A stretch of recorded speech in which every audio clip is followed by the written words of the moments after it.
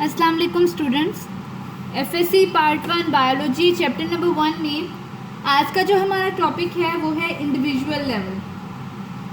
Last time हमने ये पढ़ा था organ and organ system level पे हमने ख़त्म किया था। उससे जो नेक्स्ट लेवल है वो क्या है, इंडिविजुअल लेवल। अब मैंने क्या कहा कि लास्ट हमने पढ़ा था ऑर्गन एंड ऑर्गन सिस्टम। जब ऑर्गन और ऑर्गन सिस्टम आपस में कंबाइन करते हैं तो वो कंबाइन करके क्या बनाते हैं, इंडिविजुअल। ठीक है, इंडिविजुअल का क्या मतलब है, एक पर्सन है इंडिविजुअल का मतलब। इसके एग्जांपल आप अपने आप को लें। ठीक है, आप ये कहें कि आई एम इंडिविजुअल। अब आपके अंदर क्या है, आपके अंदर डिफरेंट सेल्स हैं, आपके अंदर टिश्यूज़ हैं। ठीक है, उसके बाद आपके अंदर डिफरेंट ऑर्गेनेल्स हैं, उसके बाद आपके अंदर ऑर्गन्स हैं और वो ऑर्गन्स मिलकर क्या बना रहे हैं, सिस्टम। और जब ये ऑर्गन और ऑर्गन सिस्टम आपस में कंबाइन होंगे तो ये क्या बना देंगे, ये बना देंगे इंडिविजुअल। अब हम ये कहते हैं कि कोई भी एक जो ऑर्गेनिज्म होता है उसके अंदर स्पेसिफिक कैरेक्टर्स होते हैं। जैसे अगर मैं बात करूं, आपके कैरेक्टर्स, आपकी फेलोज जो हैं उनसे डिफरेंट हैं, मुझसे डिफरेंट हैं।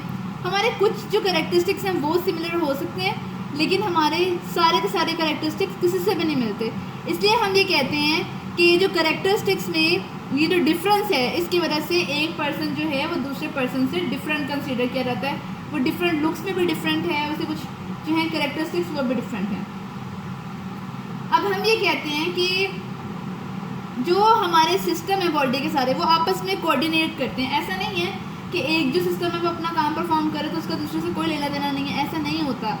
कोई जो चीज़ है वो कोई और पार्ट सिक्रीट करता है और वो यूज़ कहीं और होती है। ठीक है, ब्रेन से कोई चीज़ सिक्रीट हुई, ग्लैंड्स कोई चीज़ सिक्रीट करते हैं और उनका जो एक्शन है वो पर्टिकुलर जगह पर जाके होता है। इसलिए हम कहते हैं सब जो चीज़ें हैं बॉडी के सब पार्ट्स में, जो सब चीज़ें हैं वो आपस में क्या करती हैं, वो कोऑर्डिनेट करती हैं। अब अच्छा, हम ये कह रहे हैं कि कोऑर्डिनेशन की यहाँ अब हम बात कर रहे हैं। ठीक है, कोऑर्डिनेशन का मतलब क्या होता है, कोऑर्डिनेशन का मतलब होता है आपस में मिलकर काम करना। ठीक है, इसके हम एग्जांपल ऐसे लेते हैं कि एक जो है आदमी वो रोज़ एक्सरसाइज करता है। ठीक है, अब देखिए जाहिर है जो एक्सरसाइज करेगा उसके जो मसल है उसका काम भी इंक्रीज़ हो जाएगा। ठीक है, वर्किंग ऑफ मसल इंक्रीज़ हो जाएगी। अब उससे क्या होगा, अब आपको पता है हमारे मसल्स को ऑक्सीजन की प्रॉपर सप्लाई की ज़रूरत है। जब उससे वो ज़्यादा वर्कआउट करेगा तो उससे क्या होगा, उसके मसल्स जो हैं वो ज़्यादा काम करेंगे और उनके मसल्स को ऑक्सीजन भी ज़्यादा चाहिए होगी। जब उन्हें ऑक्सीजन ज़्यादा चाहिए होगी तो डेफिनेटली हम सांस लेने के प्रोसेस से लेते हैं ऑक्सीजन, तो हम कहेंगे कि रेस्पिरेशन का प्रोसेस भी ज़्यादा हो जाएगा और इसके अलावा क्या ज़्यादा हो जाएगा, हार्ट बीट जो है वो भी ज़्यादा हो जाएगी। ठीक है, ये हमने क्या बात की कि आपस में कोऑर्डिनेट करते हैं सारे के सारे पार्ट्स। अब अगली बात जो आती है, हम ये कहते हैं कि नर्वस सिस्टम। ये तो होगी बॉडी की कोऑर्डिनेशन की बात जो मैंने आपको एग्जांपल दी। अब हमने क्या है यहाँ बात करनी है कि जो नर्वस सिस्टम है, ठीक है, ब्रेन का जो सिस्टम है, न्यूरॉन्स का जो सिस्टम है, नर्वस सिस्टम, और एंडोक्राइन सिस्टम। एंडोक्राइन सिस्टम क्या है, ग्लैंड्स या एंडोक्राइन ग्लैंड्स होते हैं जो सिक्रीशन कराते हैं बॉडी में। वो क्या करते हैं, हम कहते हैं बॉडी में कोऑर्डिनेशन कराने में हेल्प आउट करते हैं एनिमल्स की बॉडी में। ठीक है, अब अगर हम बात करें on the other hand plants की, तो हम कहते हैं प्लांट्स में एज सच ऑर्गन और ऑर्गन सिस्टम हमने पढ़ा कि नहीं होता। तो उनमें क्या होता है, उनमें हम कहते हैं डिफरेंट हार्मोन्स रिलीज होते हैं। वो हार्मोन्स डिफरेंट एक्टिविटीज़ परफॉर्म करते हैं जिसकी वजह से जो है प्लांट में जो है वो लॉन्ग टर्म चेंजेस आते हैं, काफ़ी लंबे टाइम के लिए चेंजेस आते हैं। ठीक है, अब हम ये कह रहे हैं कि प्लांट्स में अगर हम बात करें तो हम कहते हैं ये पूरा का पूरा प्लांट का एक पार्ट रिस्पॉन्स शो करता है। ठीक है, जिस तरह मैं आपको ये कहती हूँ कि इन्वायरमेंट में कोई भी चीज़ है, जैसे इसकी मैं आपको एग्जांपल देती हूँ फोटोट्रॉपिज्म। आपके लिए ये टर्म नहीं होगी फोटोट्रॉपिज्म। इसके अलावा आती है जियोट्रॉपिज्म। फोटोट्रॉपिज्म क्या होती है, movement in response to light. फर्ज करें ये एक प्लांट है, ठीक है,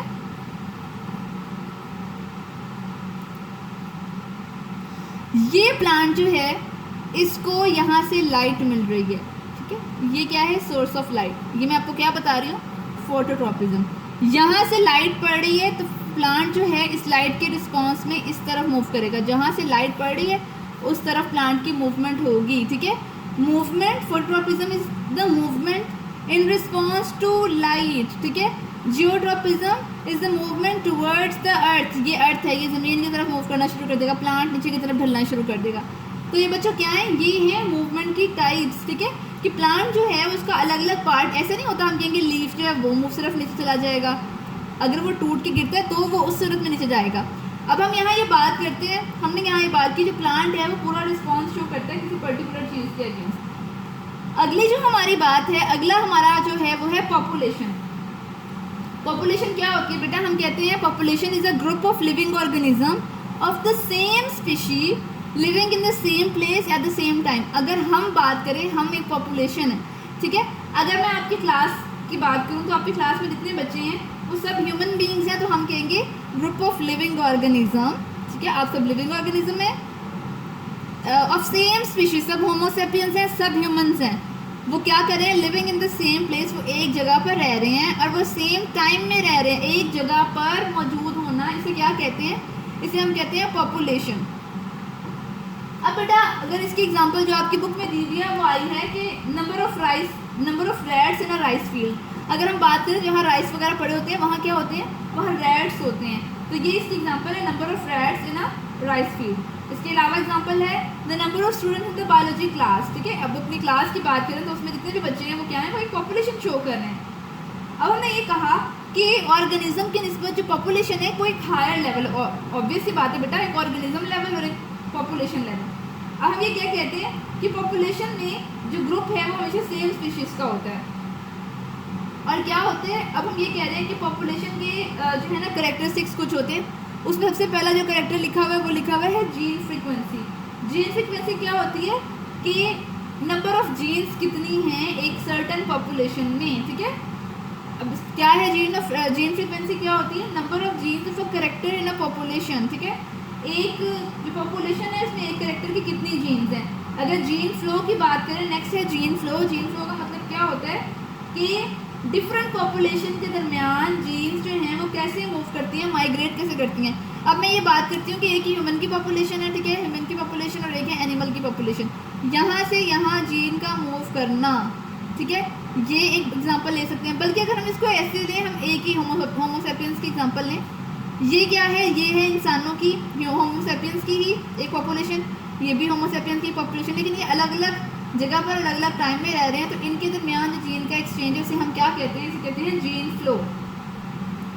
अब अगला क्या है? वो है एज डिस्ट्रीब्यूशन, कि कितनी एज के लोग जो है ना, डिफरेंट एज स्ट्रक्चर जो हैं पॉपुलेशन में वो क्या हैं, ठीक है, किस किस एज के लोग रहते हैं। इसके अलावा हम ये कहते हैं कि पॉपुलेशन डेंसिटी क्या होती है कि number of organism in a unit area, के कितने ऑर्गेनिज्म रह रहे हैं। और आखिर जो हमारा पॉइंट है वो है पॉपुलेशन प्रेशर। पॉपुलेशन प्रेशर क्या होता है कि जो एक पॉपुलेशन है, सर्टेन पॉपुलेशन, उसका दूसरी पॉपुलेशन पर क्या इफेक्ट पड़ता है।